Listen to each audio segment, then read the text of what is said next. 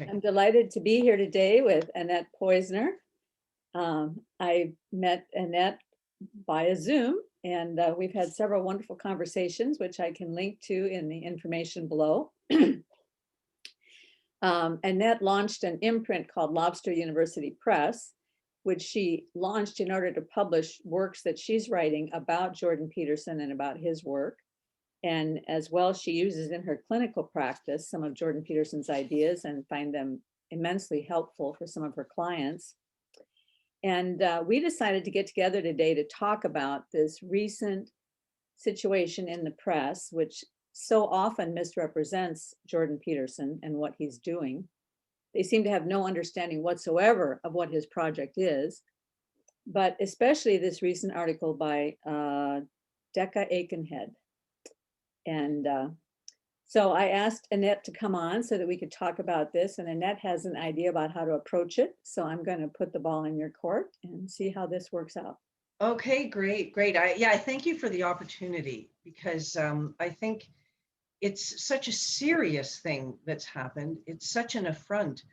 And you know, on one hand, when you're dealing with somebody who is established as an elder in the community, there's enough people who have taken an interest in this work. So there's certain requirements, we could say, on how we have to treat such a person, the degree of respect we have to have in communicating to or about such a person. So although there's probably any number of articles I've seen on the web that are problematic or that are disrespectful, but this particular treatment is really beyond, is of great concern. And on one hand, you know, when you're dealing with somebody like Dr. Peterson, who has helped people to find the world of unity when looking at the multiplicity of the world, who's looking at reality and teaching something about the structure or the understructure of reality that lets people take a confusing landscape and come up with a meaning. And when they get his framework, they are so often able to mobilize themselves in very exciting ways. And we see the feedback, you know, how they speak about it and this kind of thing, all the comments under the videos and that. So with somebody who is playing that valuable role in society, when a journalist comes along, when he is willing to share this trauma, this unbelievable situation full of chaos, and when she will not do the journalist's job. What is a journalist's job? To come to a chaotic situation, sit down and go like, wow, well, my head is spinning, but to work it through. So by the time she can present it, she has found a strand of order that she can share, and she can advance a way of that will find pattern recognition, that will get an angle, she can help us, the reader, orient to the chaos. And what this reporter did, if you saw the first part, just what she says, she opens up, she says, well, I thought this was going to be a normal interview, but I no longer have an idea of what it is. It's very strange, she says. In other words, she's come to a chaotic story, that is true. But as opposed to doing what a Peterson would do, which is, okay, let's crack into it and let's mine it and we have to find the order here. And there's an investment and it's a research and it's a commitment to finding the habitable order and turning that chaos into something beyond chaos. So when she sits down and she engages with chaos, and she says, chaos, disgusting. What's it? These are lunatics. This is like talking to the Addams family. Oh my gosh, each one is crazier than the next, right? That's effectively what she did. So disrespectful. And this, for a person who goes about helping people find the order in that's the invisible order. And it's not so easy for us in our difficult times. So, you know, in doing the work these days, I've been writing stories about, if I see a great story that somebody used Peterson's ideas in a really interesting way. So sometimes I say, could I write that? Could I blog that? Let's put that in our records over here that this actually happened. Fabulous story, right? So what ends up happening is, they tell their story, but then like my job is to find the strands and to, it's like you're a painter. When you do a painter, it's a composition. You don't just like, no, you're shaping it, you're structuring it. And at the end, if somebody can say, wow, thank you, you ordered something for me, like they're grateful, that it's such a service to really help somebody tell their story. In comparison, though, what was done here was simply violent, simply disrespectful. And, it seems to me she had a paradigm before she ever began to write the story. Here's my paradigm. Here's my simplistic picture of who he is. Now I'm going to take all this stuff that he just told me, which was vulnerable, open, truthful, and I'm going to poke it into this paradigm that I developed. Perfect. Because here's the interesting thing. For many years now, when I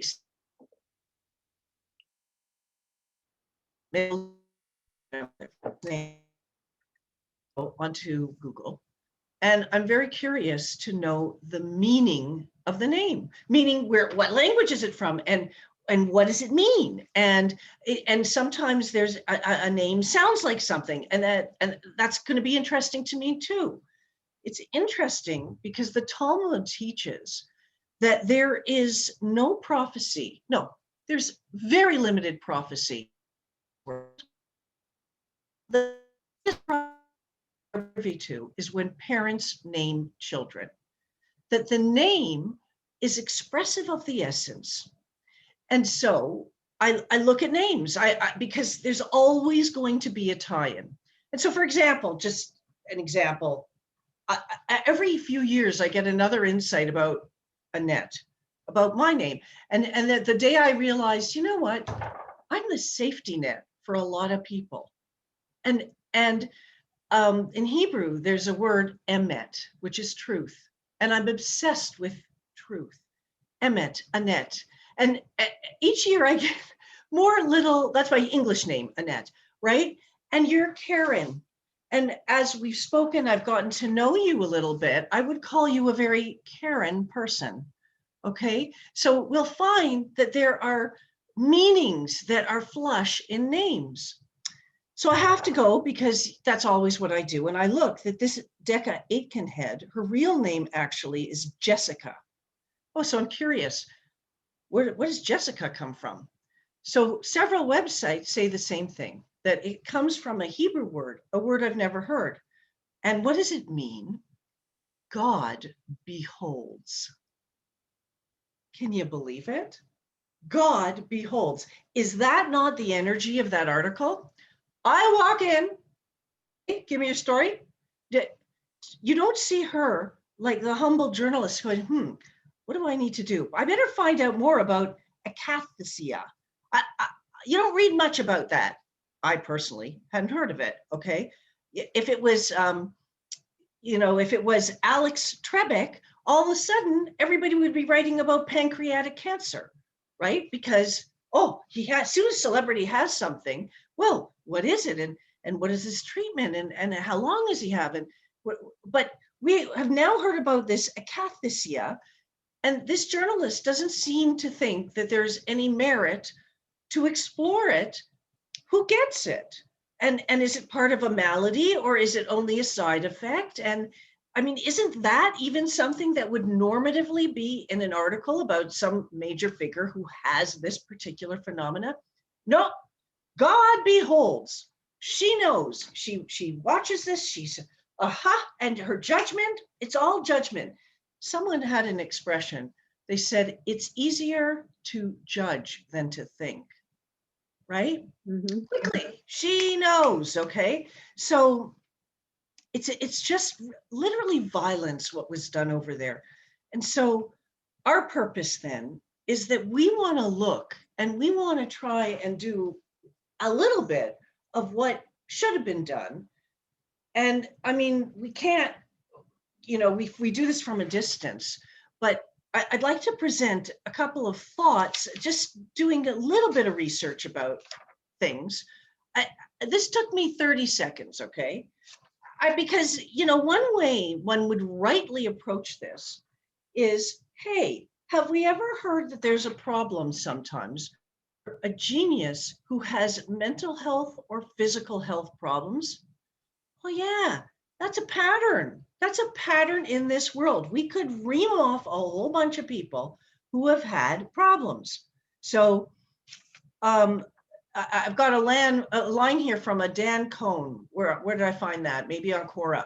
History is littered with examples of scholarships set against a backdrop of personal toil. I like that line. Now, the first thing I came up with, somebody's written a book, Understanding Genius, an Evolutionary Perspective, by Karthik Srikanta. So he made a little bit of a summary of what he's talking about. Now, imagine, we saw no effort from this journalist to reach into the particulars and to try and find a sort of like a pattern that could help bring this thing together. How are we going to organize it? So much chaos happened to these people.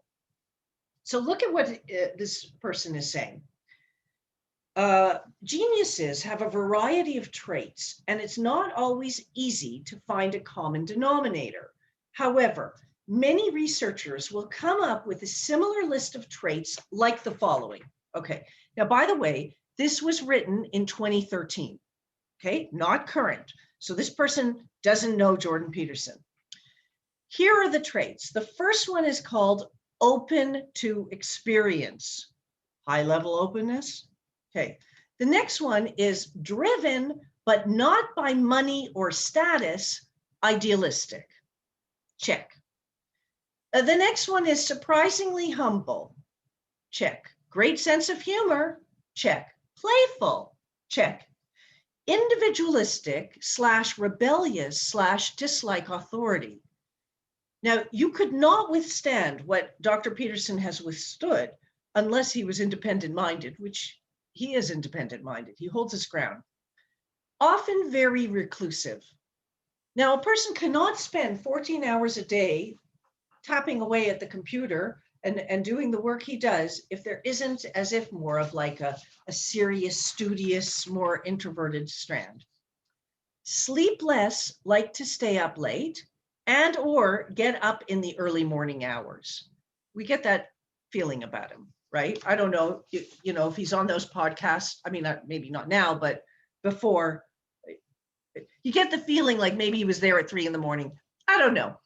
Okay. But Annette. Yeah. You're starting from the presumption that he's a genius. So you're looking at the research about geniuses. She's starting from the presumption that he's a political hack. So she's not looking at research about geniuses. Okay. She doesn't see him as a genius. No, I understand that. Blinded by her own perspective. No, I understand that.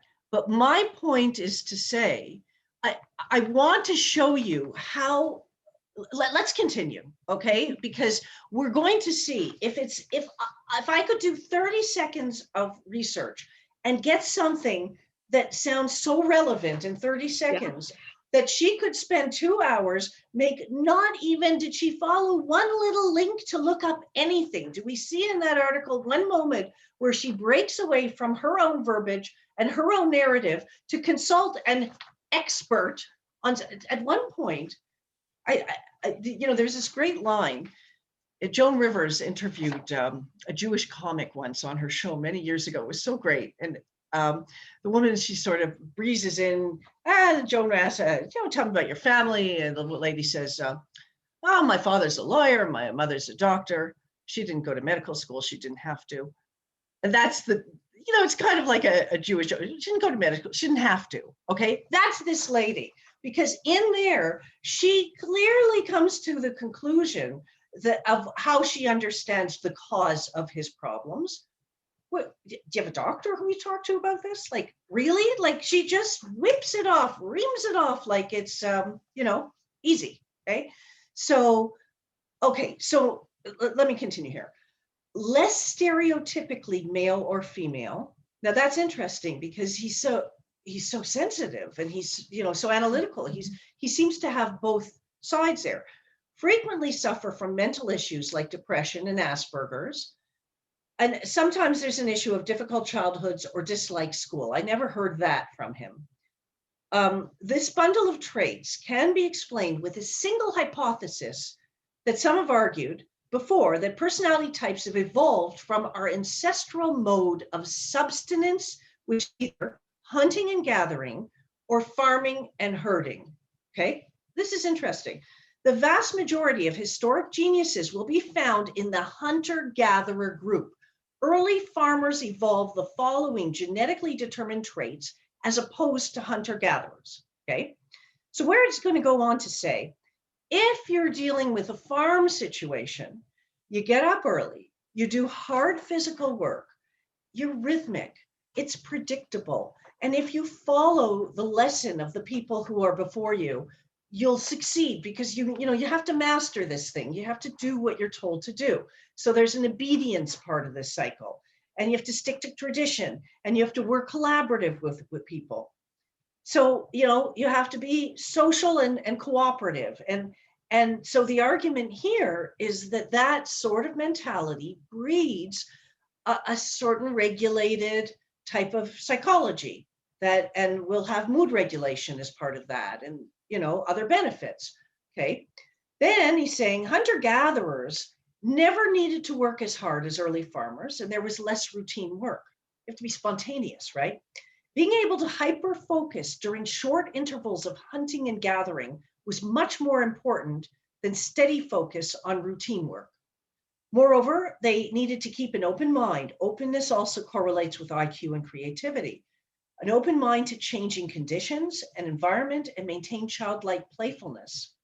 Play, laughter, and heightened social senses are important social skills. They have to remain humble to avoid conflict and downplay the importance of a catch, which of course they will. They catch this big thing, but 2 weeks later, they're hungry again, right? And they're likely to have sharper, more sensitive physical senses to help them survive in the wilderness as opposed to a farmer village, right? So these traits aren't directly related to hunter-gatherers, are as a result of them living in a society of a majority of farmer minds. Now, he's going to say that it's very difficult for somebody who has the hunter-gatherer mentality to fit into the structures in society, which he's interpreting having to do more with like that farm hand kind of farm mentality, right? Now, is there truth to that? Or perhaps it's something about the lifestyle, there's more regulation in one, not in the other. But one could do, I'm sure, a terrific article comparing to any number of people who are very prolific, mathematical geniuses who have suffered from depression and this kind of thing.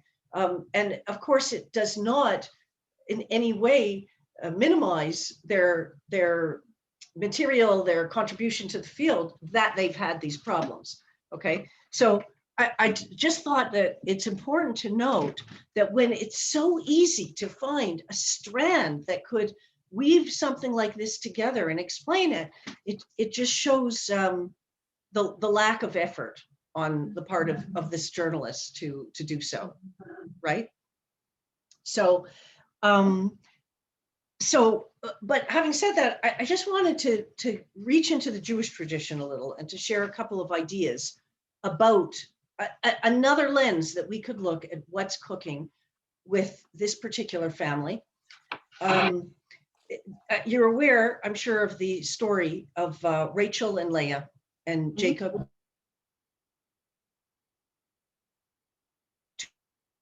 Who actually the destiny was that they were supposed to each marry one of those sisters who were like cousins. So one of the things we read in the narrative is that Leah had weak eyes. And when the commentators explain it, they say her eyes were weak because she cried a lot. And she cried because she saw it was her destiny to marry Esau, who she didn't want to marry because it was problematic. Um, and so she didn't marry him. And it was to her merit that she didn't marry him. But that's why she was single when she was effectively married off to Jacob, who was going to be marrying Rachel, he thought. He fooled into marrying Leah. The eldest daughter has to get married first.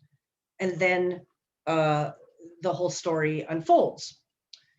So the interesting thing about this is that the Zohar explains that Rachel and Leah were actual people, but they also are archetypes. And they're archetypes in the population, and they're archetypes even within each person, as each biblical character is within us, so to speak, and we have to bring them out. But there are also people, some who are more the Rachel type and some who are more the Leah type. So the Zohar explains that Rachel relates to the revealed world, which is the world of, you know, things and outfits and makeup and social situations, the outer world. And Leah is the master of the internal world and the, I'm trying to remember the name of how they call it right now. So it's the revealed world and the world of thought is what it's called. So Rachel, therefore, has the gift of gab. Whenever you see a commercial or most TV shows, and the pretty, lovely, everyone wants Rachel to be on this committee. Would you come? Would you? She's lovely. And so she's like extroverted. She's got the social skills, social graces. Leah, on the other hand, is the deep brooding artist, the deep thinker. So Rachel's there playing the crowd and very social, but Leah's sitting there contemplating world problems. Now, there's a very specific line in that Hebrew Bible, which says, Jacob loved Rachel and Leah was hated. It doesn't say he hated Leah, although, you know, he probably wasn't wild about her. I mean, he didn't mean to marry her. But Leah was hated, which means she was hated by a lot of people. So why was Leah hated? Because Leah is the deep, brooding introvert who's creative and brilliant and thoughtful, who's constantly processing deep issues and telling you, no, we have to be worried about this coming down the pike. Rachel is the master of the moment, and she has every outfit. She, you know, we always feel good, and she makes the lovely joke. She's got the social graces, but Leah is busy, you know, blurts out something because she doesn't have the social graces necessarily. She's direct and she says it like it is. The reason I was studying these ideas is because over COVID, show, which I hadn't seen in a long time, and I recognized these archetypes of Mary as a Rachel character. The problem with the Rachels is that they fall into exile because they lose themselves, because they're so busy pandering to people that they could sort of lose their own case, their own cause. The Leahs, on the other hand, they blurt things out. They say it like it is.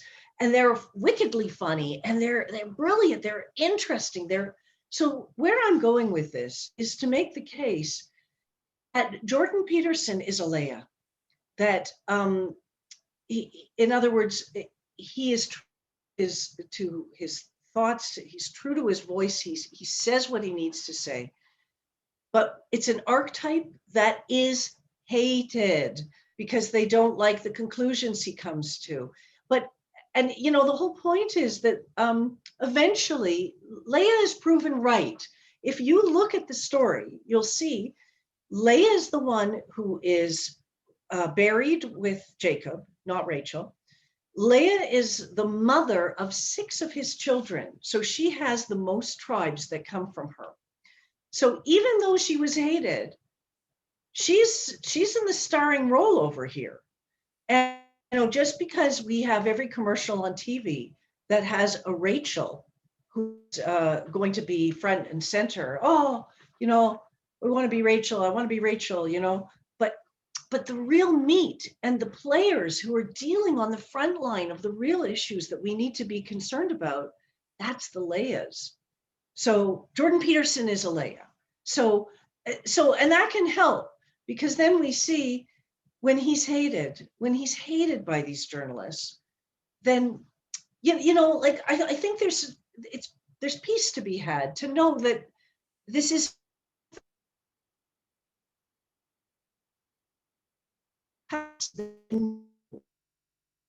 abhorrence, and come to it. And that's why you'll see people either love him or hate him, right? And that's the point, is that by the time you get past your abhorrence, you're like, oh my gosh, how did I live without what he's teaching me? Does that make sense? Yeah, absolutely. Yeah. Well, and I mean, the simple bottom line is that the truth is always hated. Yeah. The truth is hard. The truth is the truth is a judge. The truth is hard to bear. That's right. That's right. So, can you remember? I looked this up the other day, and now I can't remember, because I was thinking about Judah. I know Rachel was Joseph's mother. Yes, Joseph and Benjamin. Benjamin. Sorry. No. Joseph's mother. No, it was, there's 6 of them. No, I'm sorry, that was Rachel. Rachel was Joseph and Benjamin. Yeah, that's what I said. Rachel was Joseph and Benjamin. Yeah, I think you were right. You were right. Leah had 6 children. Was Judah one of Leah's children? Okay, I have a feeling, but I don't want to say, because I didn't retain it in that. Yeah, I should have looked it up before we start. I mean, I didn't know you were going to be talking about this, but I was thinking about that because I thought it was interesting thinking about the line of Christ, because Rachel was the one that was loved, but she was not the one that had. She was not the one that had the Judah, the king. So she was not the one that birthed David's lineage. So let's think about that for a minute. Yeah. Well, it must be from Leah. It must be from Leah. Do you want to look it up? Yeah, I'm looking it up right now. Good. Let's get to the bottom of that. Yeah. But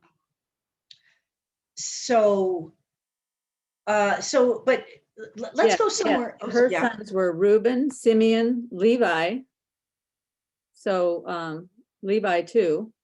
Which Judah, is the priest, Zebulun. So the line of the priests and the lines of the kings both came from Leah. See, right? And so it's an interesting question, because us who share this interest in the work of Jordan Peterson, we're hated too. So, what does it take to be comfortable and get used to being hated and just sort of, right, be okay with that, right? So we can then take inspiration that he can host this egregious betrayal and move on, and because we're hated too. So there you go. So, but there's somewhere else interesting then, since we're looking at patterns that could be relevant to the current situation. So there's this other pattern. So you've heard this phrase, a light unto the nations. Mm-hmm. So it's from Isaiah, and the actual wording, they make it a light unto the nations, but the actual wording in Hebrew would really be a light to the nations, or a light for the nations. Okay, because I think when you say a light unto, it sounds a metaphor. But what if it's not a metaphor? I would suggest that Jordan Peterson is a light to the nations, or a light for the nations, is exactly playing that role. Now, there's something really interesting in Exodus 34, verses 29-35, where Moses comes down with the tablets. And it says, he did not know that the skin on his face shone. Okay, so that's interesting. You know, he said, hey guys, and they're like, they're all running away. Did I say something? Like, what's wrong? And he doesn't know his face is shining. He has no clue. Okay.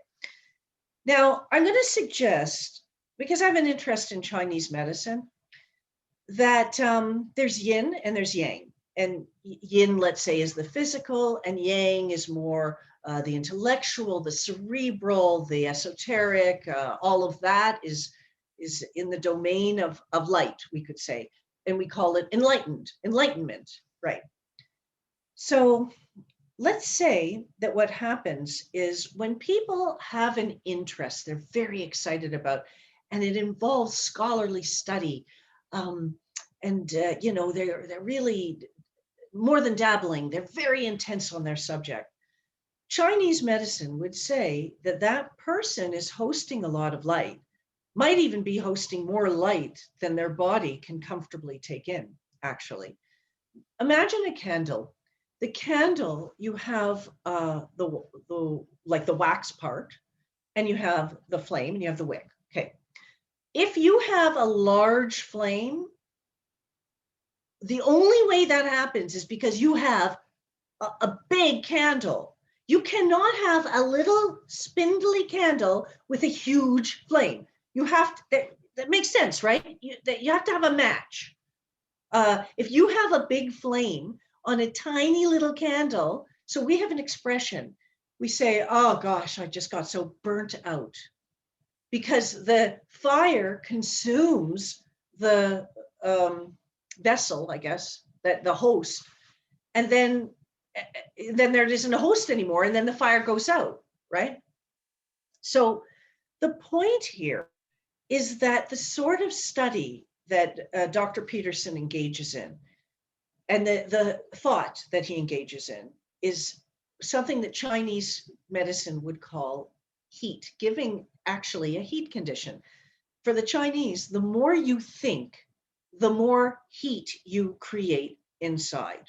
They say, don't think too much, actually. We have to have a balance of yin and yang. So there is a body type that is called yin deficient, and it's the tall, skinny type. It's almost like they don't do a lot of flesh because they're not that interested in the world of the flesh. They're so cerebral. They tend to kind of grow like a tree up to the zone they're interested in, the upper zone, the world of ideas. That's where they're reaching. Such a person constantly then is drawn into more and more thinking and analysis. Oh, that's so interesting. And they could work 14 hours a day even, right? The more we work, the more we have heat. The more we think, the more we have heat. The more meat we ate, the more we have heat. The more saunas we take. I mention it because he's taking 90-minute sauna every day, is what he's saying. The more we have heat. And the way the dynamic works in Chinese medicine, people who have too much heat actually crave what? Spicy food. They crave heat, not because they need more heat, by the way. Okay, it happens to be a dynamic. When yin and yang are in balance, good. When yin or yang are out of balance, the bigger one consumes the littler one. That's just how it goes. Either way, either yin consumes yang or yang consumes yin. Okay. So I'm going to suggest that if you listen to what he was saying in that interview, I was listening because I studied Chinese medicine. And I was like, okay, yeah, he was describing a number of symptoms that are, according to the Chinese diagnosis, heat. So these include, he talked about ulcers in the mouth, he talked about some dryness in the eyes or something with the eyes, whatever it was, that was a heat thing. When people have difficulty sleeping, that's a heat problem. When people have this, as if they can't stay still, as if they're restless and they have to move and they have to move. what you're seeing when you stay still, that's your yin self. Ah, here we are, we're sitting comfortably. You have to have enough yin to do yin. Now, if yang is invading yin, you can't sit still. You're like, oh my gosh, I can't sit still, right? So that's, as I understand the akathisia, like this difficulty staying still, like I need to move, I want to move, I gotta run, I gotta move, right? Well, I think the other part of that, and I think the way he says it is akathisia, and I don't know how it's actually pronounced, but Yeah. He said it's like being poked with hot needles constantly.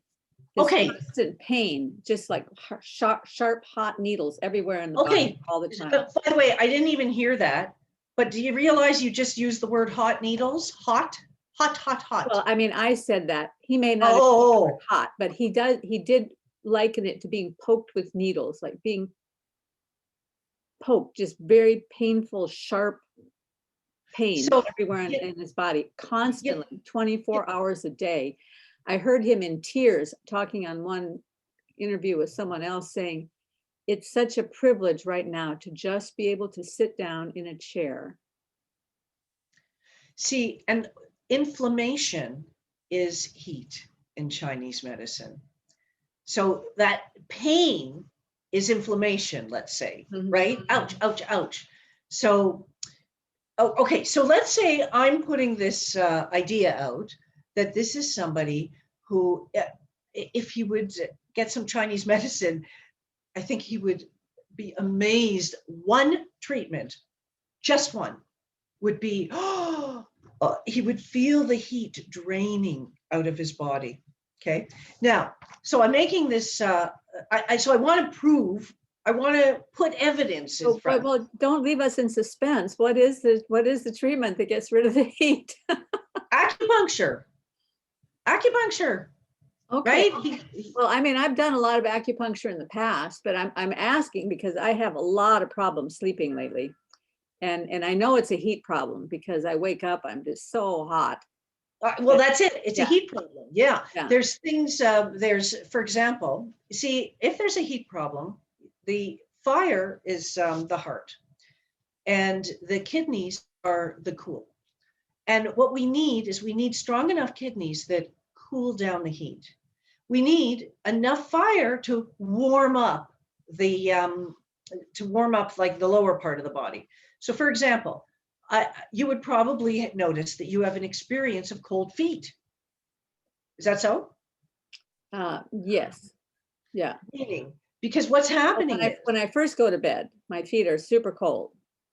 But in the middle of the night, I'll wake up and they're just burning hot. Oh, interesting. Yeah. See, because the heat, if the heat is too hot, it goes up.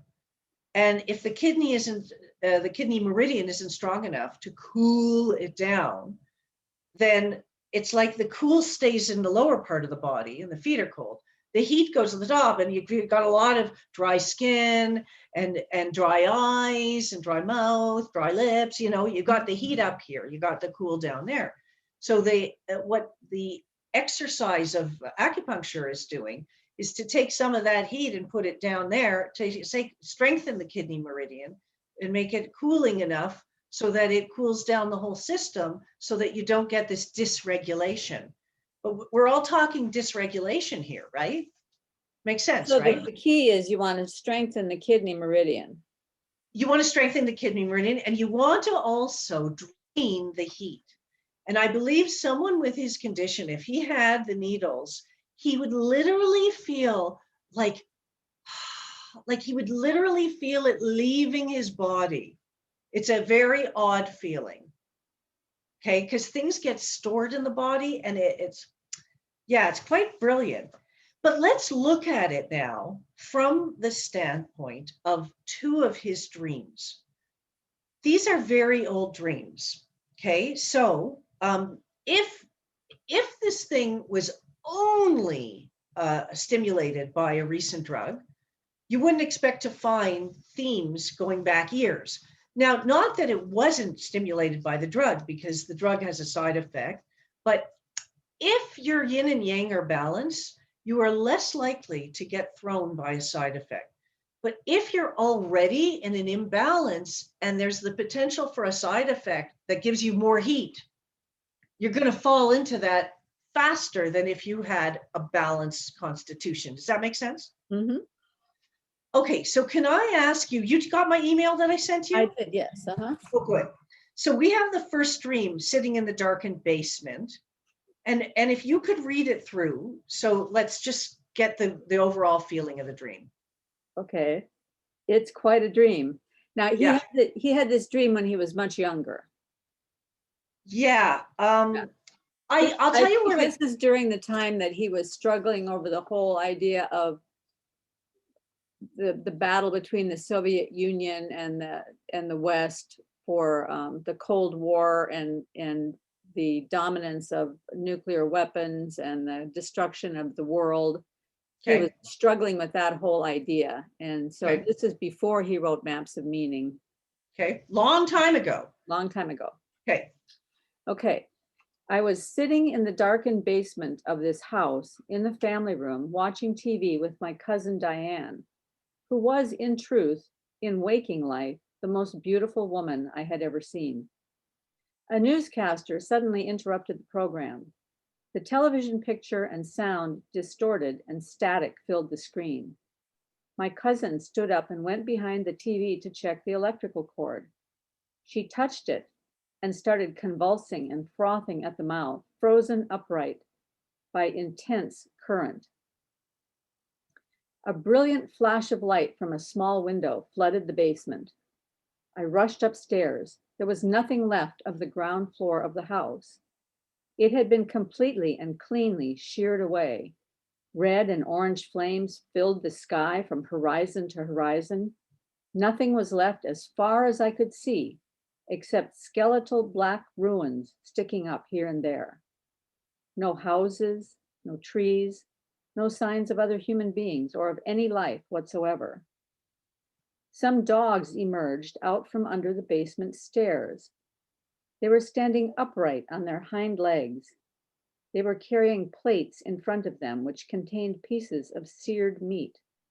I took a plate.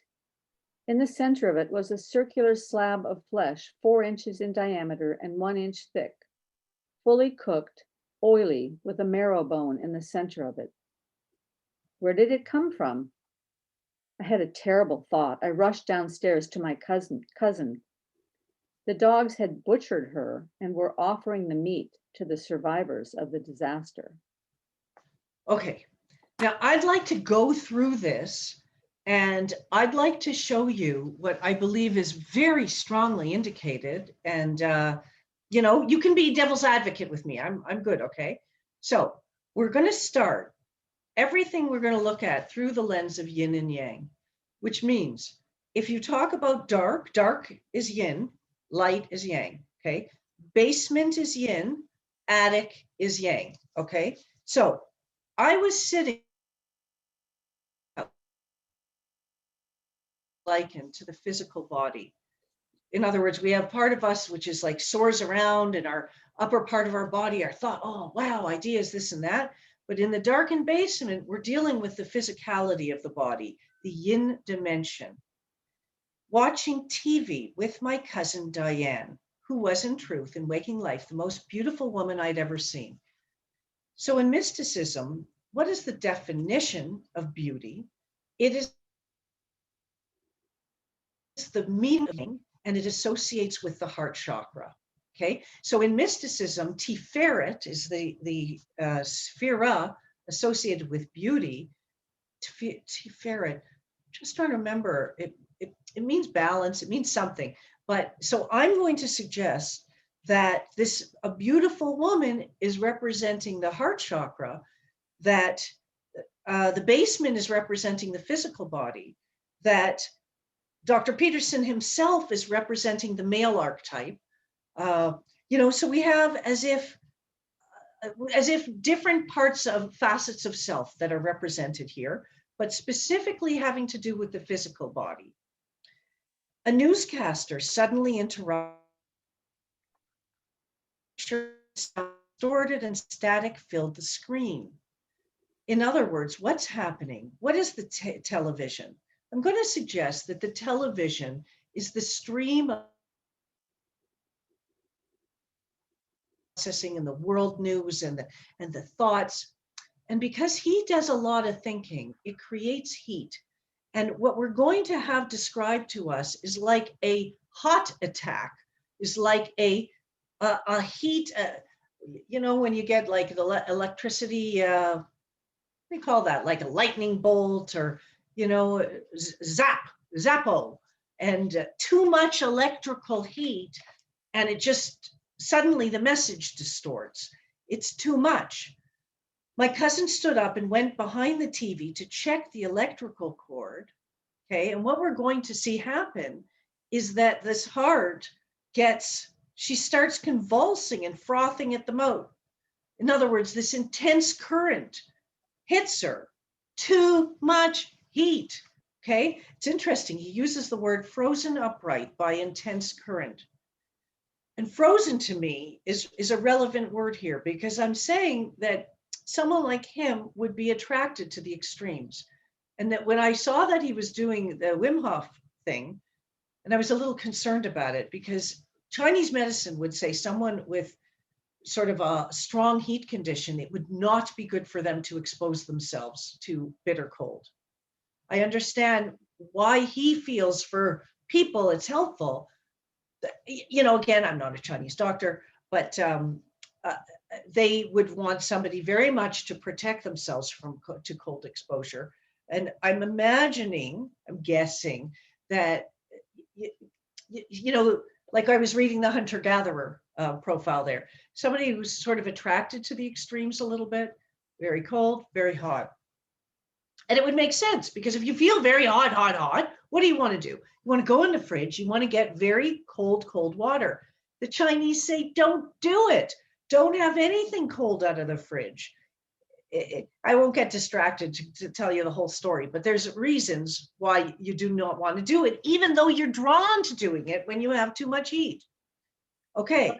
I'm going to throw this in here because it's an urban legend from my family.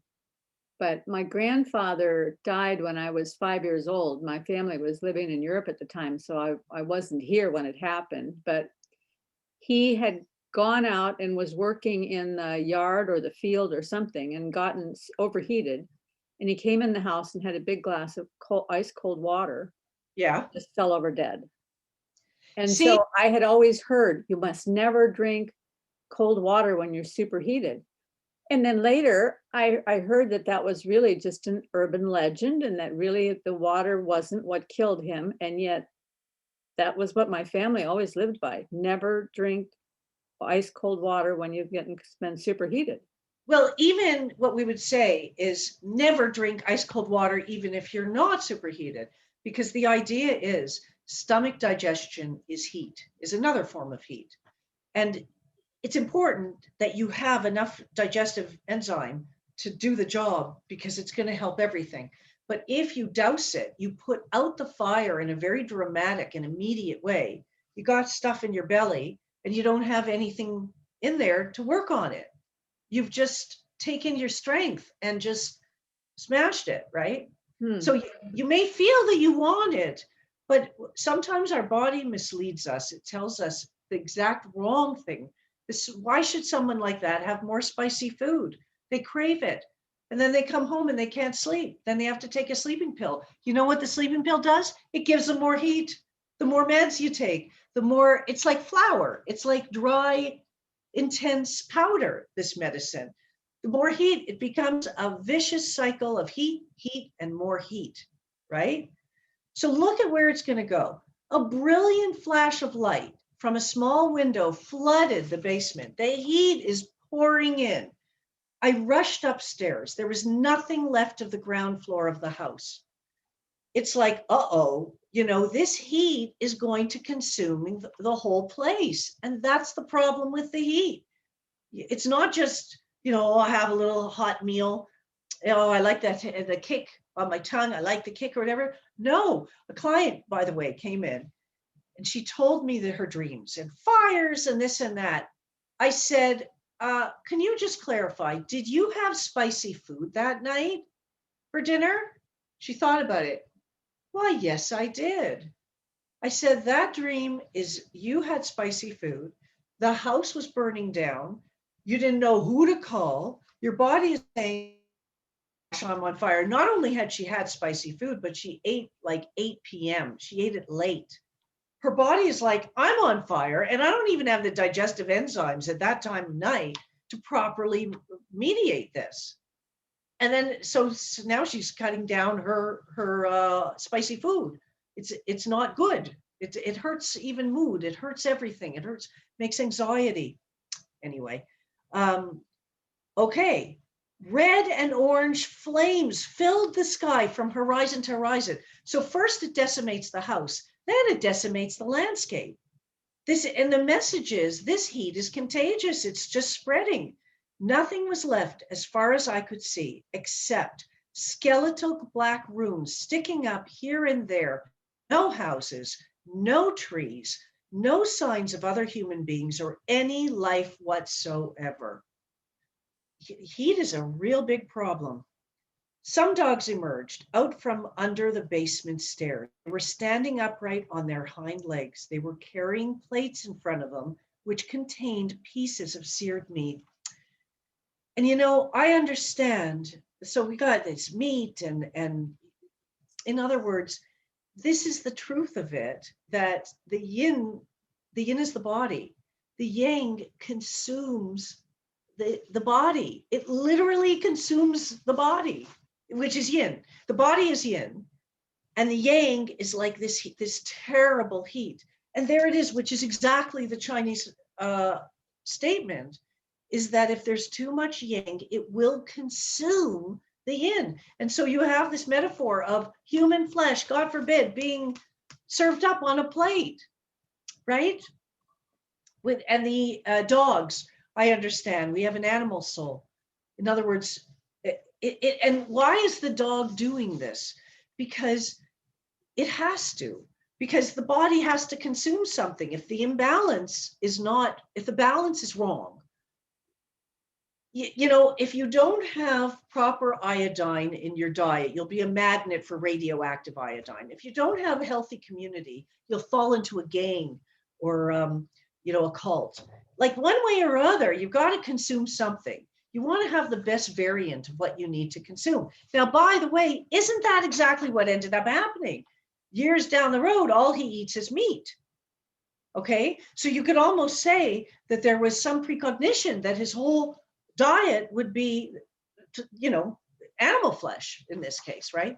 But so you tell me your reaction. I understand this dream, and then we're going to go to the next dream as indicative of a yin-yang imbalance. Not that I'm a Chinese doctor or no, it's, of course, Chinese diagnosis is a very subtle nuance. This is an overriding pattern that I'm just mentioning as a bystander, and mentioning because it would make sense vis-a-vis where we started, how it's such an unusual story of all the strain he's been under, and how this happened to him medically.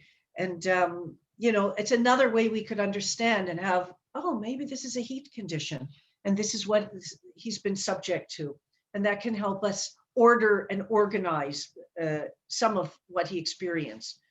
Do you have a comment on that? Well,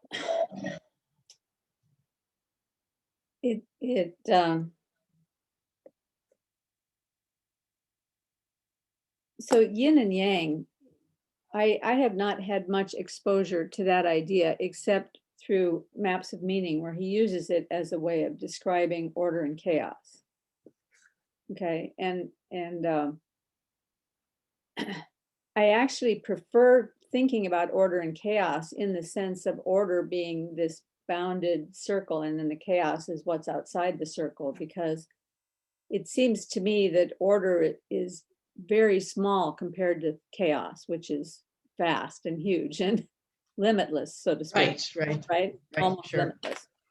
So to me, that's a better picture of order and chaos, where the yin and yang seem to be bounded, and I always thought that they were equal, but I didn't realize that they could get out of balance and that one could consume the other. So that actually is a clearer picture to me of what maybe why that's why he chose the yin and yang symbol to talk about order and chaos. Because if order gets to be too much, it Right. consumes the other side. And if chaos gets to be too much, it consumes the ordered side, right? Right, which is why it's a misnomer to call it order and chaos. One of my books I wrote was from chaos to order. And people would think, oh, no, that's not how Jordan Peterson says. Too much order is a bad thing and too much chaos is it. No. Too much order is chaos. That's chaos. Too much chaos is chaos. Too much order is chaos. So real order, what is real order, is the magnificent, exquisite balance of these two, right? Mm-hmm. Yeah, well, I'm going to throw in here an idea that I've been playing around with a physicist I've been talking to. He told me this, and I thought this was so fascinating because we were talking about the difference between complexity and chaos and in scientific terms. Okay. So he said, as an example, a watch is an example of complexity. Okay. You know, it has a lot of parts and it's very complex to put together and all of that. But a watch, whether it's a complete working watch or a pile of parts, is equal in complexity from the scientific standpoint. Okay. Okay. But the watch, when it is a working watch, all the complexity is on the inside. And then there's a boundary. And once you cross that boundary and you're on the outside of the watch, now it becomes simple again because I'm interacting with it as a complete watch. And all I have to do is look at the hands and I can understand that quite easily. Nice. Okay. Right? So like a human Nice. being is extremely complex in the way that we're all put together. But when you get outside the boundary of my body and you deal with me as a human being, we can have conversations, we can work together. It becomes, on one level, it becomes a simpler transaction. Unless you're trying to understand me deeply, then it becomes a more complex transaction. But so there's something qualitative that happens at the boundary when you go from the inside, which is extremely complex, and then go onto the outside of it and look at it from the outside looking in. Okay. So I would think of that as the watch is a working watch is an ordered complexity, and a non-working watch is a disordered complexity. And the difference is that the ordered complexity has a boundary. That's the way I would look at it. Well, that's yes. I mean, it has a boundary, but it also has integrity in terms of how the parts have been assembled, even if it didn't have a boundary, you know. Yeah. Or that, let's put it this way, because it has that integration or inter-inclusion, where each part is inter-included properly with each other part. Right. When you're calling it a boundary, let's call it a unity. Its unity is functional. I can do that. Even if it didn't have you know, an actual shell, but the fact that it has its unity means its function is unperturbed, it's reliable, and it's relating to us as a unity, as opposed to, oh my gosh, you know, here's 100 parts. Right. And right? when it's relating to us as a unity, we can interact with it in a much simpler manner. Right. And yeah. Go ahead. So in order, that's what we're trying to achieve. When yin and yang are properly balanced, we are a unity. And everything works better and everything gets much simpler. And in a certain way, you can look at mental health, physical health, just always gauging to yang, to yin, what's happening. There's certain dynamics. What's yin doing to yang? What's yang doing to yin? You can gauge these things as a therapist. These are the building blocks of identity and the building blocks of mental health. And I'm constantly sort of mining to take the temperature, what's cooking, and then to architect, we need the right balance here. No, and okay, let's change that wire. Let's move this. You got to get them to, and then you make a unity. What is a unity? In psychology, we call it an organized, stable ego identity. And what does that do for us? Imagine a boat, drop an anchor in a boat. Well, even if it's windy, okay, if you've dropped the anchor, it's windy, it's wavy, you go a little bit. There's no anchor if there's no unity. As soon as the wind comes, oh my gosh, I'm getting seasick. And that's called moods, ambivalence, indecision, confusion, right? So all of this relates to the experience of mental health symptoms, right? Physical health Well, symptoms. so when Jordan Peterson talks about that anchor, he talks about your need for a value structure and your need to bear responsibility. And that if you have a value structure and that if you're bearing the heaviest responsibility that you can bear, then that gives you a way to survive even the most difficult traumas. And he even used that the other day when he was talking about his own situation. He said there were many times when death would have been preferable. But the reason he didn't choose that route of death was that he had responsibility. And so in order to live out his responsibility and live out the value structure by which he lives, that gave him the strength to bear the suffering that he was going through. Right. So the way you could say with this model, you could say, okay, on one hand, you can calibrate and look in yang and try and, tune them up. Another thing you can do is get rules to live by. And those rules will be designed to do this function, because it's not just get a values, get good value system, right? Somebody who values, going for beer with the boys all the time, they've got a value system, but we want climb the hierarchy. And in other words, and you see, this is why that journalist did such a terrible thing.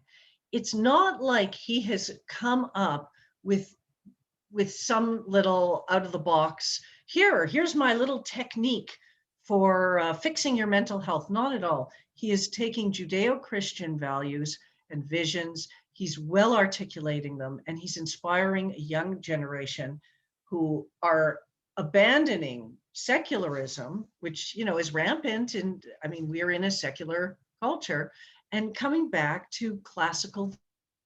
So even if you don't agree with his diet or how he chose to deal with his medical problems, the rules that he is putting forward tell the truth.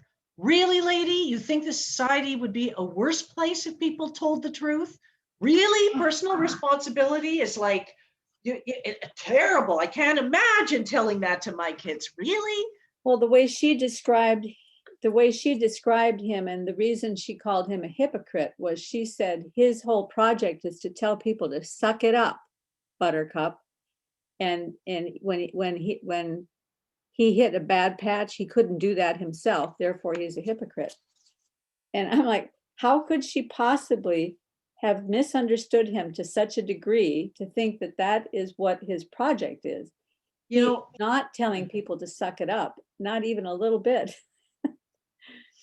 It's called creative misinterpretation. Yeah. And it would be in her interest, given what her agenda was, to do so. That was, you could almost see where she was going to duck in to, she knew she didn't have to talk and find out about this medical condition. She had no one to talk to. She knew where she was going. Mm-hmm. Would it be okay to just go through that other little dream? Sure. Yeah, this one is not quite as terrifying as the first one. So here's his dream. I dreamed that I was running through a mall parking lot, trying to escape from something. I was running through the parked cars, opening one door, crawling across the front seat, opening the other, moving to the next. The doors on one car suddenly slammed shut. I was in the passenger seat. The car started to move by itself. A voice said harshly, "There is no way out of here." I was on a journey going somewhere I did not want to go, and I was not the driver. Similarly, okay, what is a parking lot? Cars go there to park. They're yin. They're sleeping at night. They're resting, right? You don't drive a car every single minute. Sometimes it gets to rest. So he's running. Now, what is running? Running is yang. What is a parking lot? Parking lot is yin. But it's like it's not, if the yang is like he's running to the car, he gets out the key, he goes into the car, he drives the car.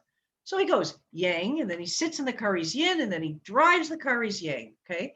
In this case, he's very yang running, and the cars are parked. And then opening one door, crawling across the front seat, opening the other, moving to the next.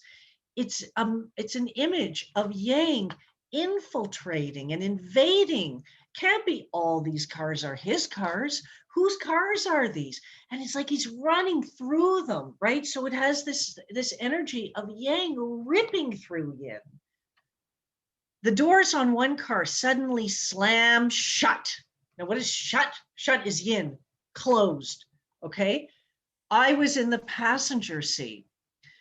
And this is the moment you would almost say that this is a precursor to this condition, akathisia, right? You would almost say, right? Because it's like there's a moment we want to just be a parked car. We want to just sit at the table and be comfortable. And in that moment, the yang is ripping into us, and oh, I just got to keep moving. I got to go to the next parked car. I can't park, but I got to go. The next thing, the car starts driving on its own. It's like a compulsive movement, even though I'm not the driver. Nobody's driving the car, and there's no way out of here.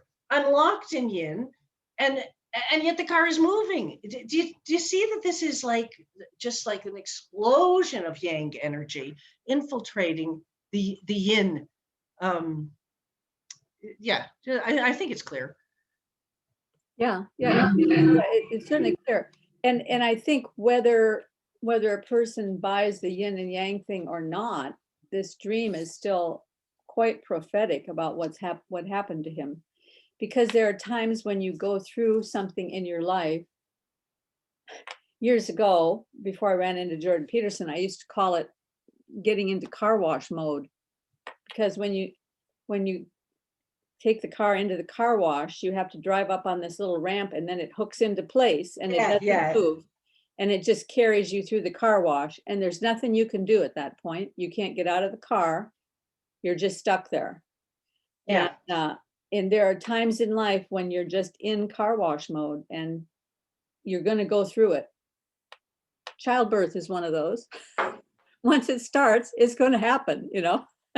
You're going to have the baby one way or another.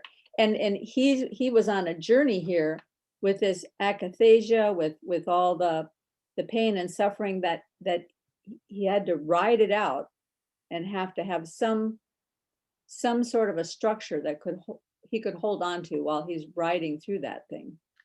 Or, you know, you could say, if, you know, he says, you don't get to pick, you will get, there will be consequences for what you do, and there'll be consequences for what you don't do.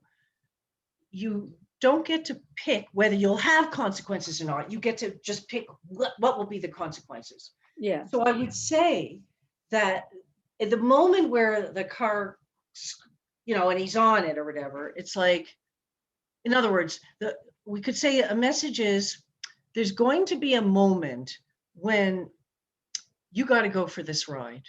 Meaning, when people are revved up like that, and they're, you know, then there's a moment where maybe they fall into exhaustion. In other words, there's a repercussion of the fatigue or of the drainage. There's a moment where they have to just go with their body for a ride. That could mean taking it easy from work and just saying, oh my gosh, I have to go the speed of my body, because I can't let my willful vision of I want to write more books, I want to do this, I want to do that. I just have to go for this ride. It's just, you know, I've lost options because we're often willful. We want to, like, I want to read more, I want to do more, and then we feel things in our body and we're like, we ignore it. Whatever, just press on. But there's a moment where you can't press on anymore because it's the depletion, you know, we get depleted, right? And we have to, and that's part of, there's a journey or a lesson in going through these things. And, you know, I'm sure he's accrued a lot of learnings and more to teach because of having an experience, you know, a health experience. He had beared witness to his daughter's health, but, you know, it sounds like this is a pretty major time where he's had to take off and just be in a hospital room and deal with illness for such a prolonged period. It's you know, we'll call it a dark night of the soul, right? Well, and she could have used this opportunity to mine through what he said to bring lessons for us out of his suffering, because there's Isn't that lessons to be learned from that, right? And and hopefully he will have opportunities to teach us those things that he learned. exactly. Shame on her. Shame on her. That she was given a privilege.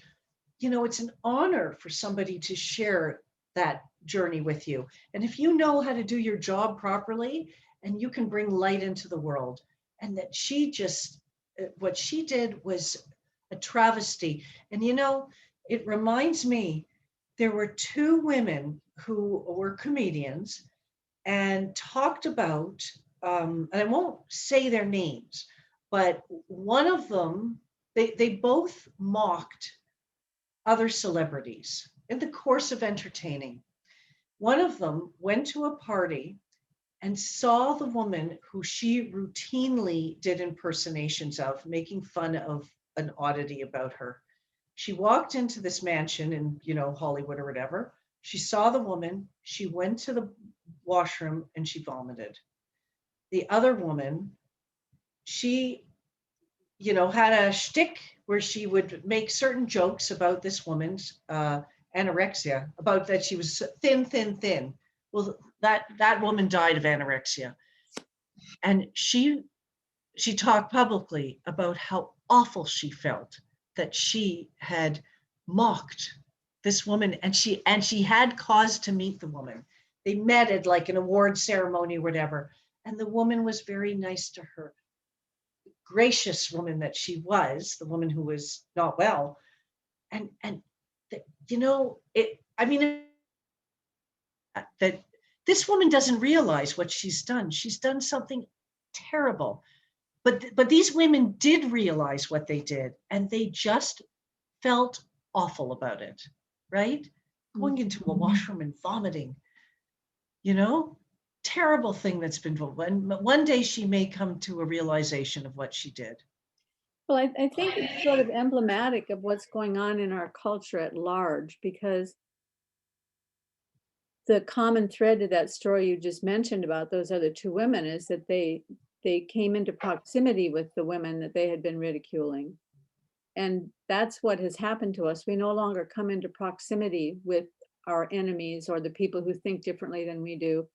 And instead, we use every opportunity at hand, you know, social media, whatever way we can broadcast our own brilliant ideas, to ridicule and put these folks down because we don't see them in person. Right. And so she had this opportunity where she was right there with him, where she had this proximity. And for many people, that would be the opportunity to let go of the preconceptions and try to accept the person at face value and learn what you can from them. But instead of that, she just kept the same frame that she had before she walked in, and she walked out with that same frame, and she never learned a thing. And so tragic. I mean, any of us would give our eye teeth for 3 hours with this man, you know? Yes, right. To be able to plumb his experience and say, you know, well, how did you spend your hours? What were you thinking about when you were suffering? You know, how did you hold it together? I don't know if you saw the video that his wife made. Yes, I did. At the Catholic college, where she talked about how she survived her cancer. Yes, beautiful. So beautiful. You know, she was so open and fragrant about her experience, and so thankful for all the people that had helped her. Amazing. And just one thing you just reminding me of, so I mentioned today 3 different lenses that we could bring to the chaos that he lived, that would give us interesting angles. Okay. Now let's take that Chinese mentality about it. Let's say we wrote that out and we said there's something to it. Then you go in and you go, okay, so his daughter spends the first 2 hours explaining everything that happened. So the father doesn't have to do it. Well, Chinese medicine says that talking takes a lot of qi, especially talking about very emotional things. It would be very important if a Chinese doctor was coaching him and say, if there's anything your daughter could explain on your behalf, please do it that way, because it's not for you to have 5 hours of talk about very emotional things.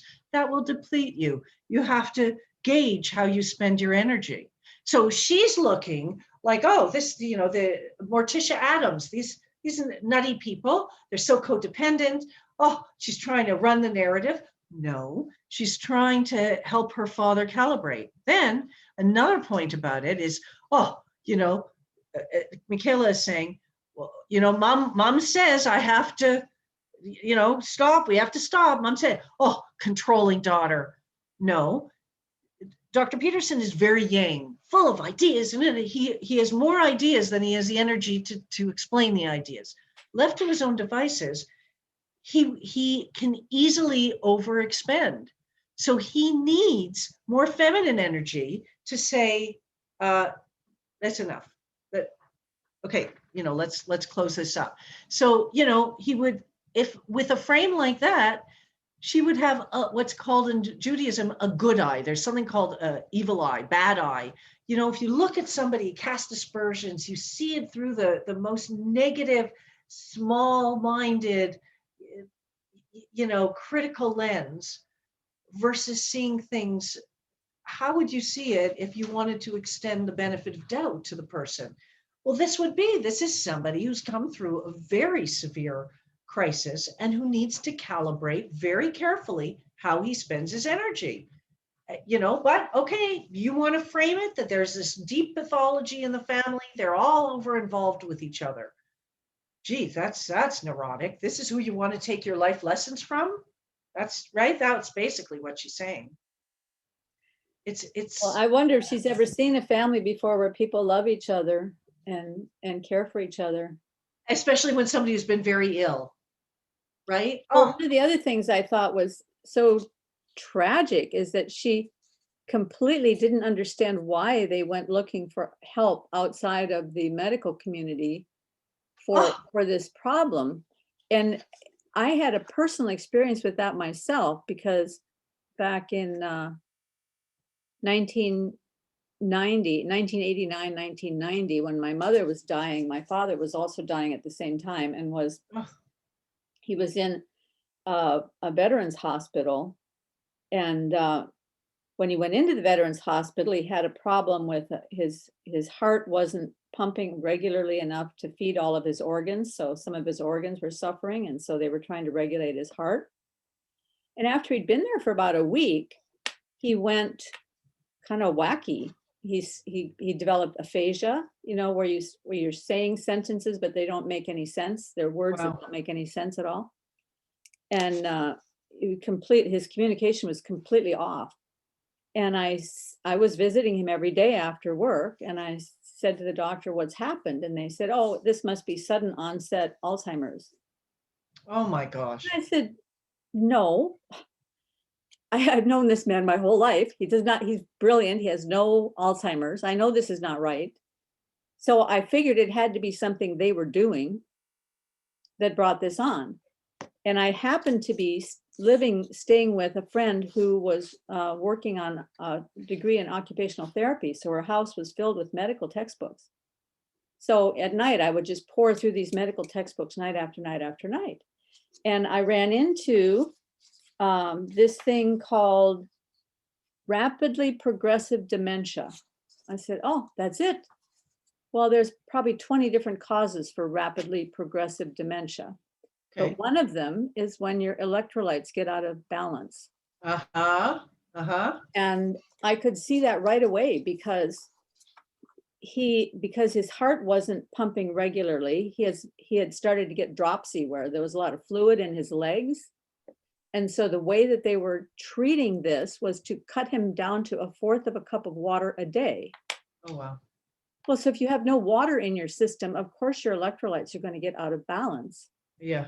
So I went to the doctors and I said to them, his electrolytes are out of balance. You need to do something about this. And they conferred and they said, okay, we'll try something. And they did something. I don't know, they gave him some sort of balancing thing that would balance his electrolytes again. Bingo, his brain came back. There you go. And by the way, I've had decades of issues. And when I got my diagnosis of fibromyalgia, whatever, the doctor said, this is your level. You'll have better days, you'll have work days. That's how I got into Chinese medicine. I run my ship with Chinese medicine and Chinese herbs. I do moxibustion. I've been doing it for 30 years, and I am at a level of function that was predicted to be impossible for me. Yep. Motor, you know? So there's a lot of us who don't, I never take, I don't take pills. I don't take drugs. I take herbs. So any number of people find other routes to get their success. Western medicine does not have every answer. We know that. So anyway, uncharitable is, you know, at a minimum, and spiritually, I would say much worse what she has done. And it's, you know, it's her problem, meaning I really, it's a terrible affront that she's done, and she's responsible for it. And I believe she will pay in some way at some point, or she will realize. And, you know, this is the media we have right now, right? Yeah. I mean, there's a part of me that believes that love is the way out, that if there would be some way that we could sit down and talk to her and love her, listen to her, hear her heart, understand where she's coming from. Because as I understand it, she's had a very rough life herself. And you'd think she'd have more understanding. But anyway, I'm done with talking about her. And I do understand that you have a book coming out. Oh, geez, I totally forgot. Yes, thank you. Okay, so the real place that we were going is to say that it really doesn't matter. I mean, we wish him well. And we hope and pray that his recovery continues in a very lovely way. But the real issue is not the story of his health. The real issue is the story of people who have had amazing recoveries from their problems because they engaged with his ideas and his learnings. And so what happened was, all the time I've been documenting stories as I come across them. And I write them up and I put them up on a blog. But when this happened, I was really clear that it's time to put them into book format. I wouldn't normally have done it quite so soon. There's 10 articles at this point. It's about 60 pages. But I decided to put it out right away. It's called Lobster Tales, Stories of Transformation, Stories of Lives Transformed by the work of Dr. Jordan Peterson. And I would like to give it away as a free download for the next 3 days, or Tuesday, Wednesday, Thursday of, here we are, February 9, 10, and 11. And I will be offering it as often as I can as a free download whenever I'm allowed by Kindle. And the idea is that once somebody has it, they've got it up on their computer as an electronic book, they are able to give it to anybody. They're able to gift it. Just send it. I have sent it like that. These are the stories that we need to tell. We have to move out of a narrative of meat and how they treated this and how come he did this? It doesn't matter. It's none of your business. These are Judeo-Christian values and visions, and the work has to be spread. And the fact of the work, the fact that it helps people in crazy stories, like the guy who was a white supremacist who came to Jordan Peterson. He's one of us. And the more he listened, the more he realized this isn't right. The bottom line is that guy right now is doing a master's in counseling. and he is not at all affiliated with the white supremacist movement, and he abhors it, and he feels that Jordan Peterson was the person who helped him dislodge himself from that narrative and get to health and get to a vision of who he wants to be. There's amazing stories. So that is a free download. We're going to have a link under this video. And let's also link, I think I'll link to that Leah. I wrote an article about Leah and Rachel so that people could, if they want to know more about the Leah and Rachel thing, then that's also there. So that sounds great. Yeah, good. Well, I thank you for this, Karen. So this was, there was what to talk about with this, and I'm eager to get these stories out. It's like my little bit to counter what's been done, to put the stories that should be told out. Let's put them out now. Let's give them away and just get people to circulate them. So if somebody comes and says, well, I heard he's sick and there's something wrong with him. No, read this. Here's a whole bunch of stories of crazy. How did these people get better? It's impossible. And yet here it is. You've already published some of these stories in periodicals, am I right? No, they've been published in the Times of Israel blog and on medium.com. Okay. Yeah, so no, and that's just how I like to do it. I would call that a periodical, even though it's online. Oh, it is a periodical. Oh, I thought a periodical is a magazine. Oh, okay. Well, it's just something that comes out periodically. Oh, okay. Well, then, yes. We don't really have magazine. I mean, we don't really have print magazines anymore very much. So I guess I was just using the word the way. Yeah, I thought a periodical, I thought it was like an academic journal, but what do I know? Anyway, that's fine. Yes. So I put them out on that basis, and now I will continue to add to the collection. So if somebody has the book from Kindle, they take it as an ebook, because I'm not putting it out as a print book until, but if someone has it, then each time I write a new one, I'm going to put it on Kindle, and they'll get an updated version of it with yet another story and another story. And we'll flesh this thing out, and we'll have a whole bunch of stories. So if anybody's listening to this and they have a story that they would like to tell you, they can contact you. Absolutely. Okay. Absolutely. So if there's anybody listening that has a story and you want to tell Annette so that she can include you in her stories, just make a comment in the comments below, and I'll hook you up with her. Okay. Fabulous. Thank you. It's been great, Annette. Thank you so much. Great. Fabulous. Good to speak again. Okay. Have a great day. Bye-bye. Bye.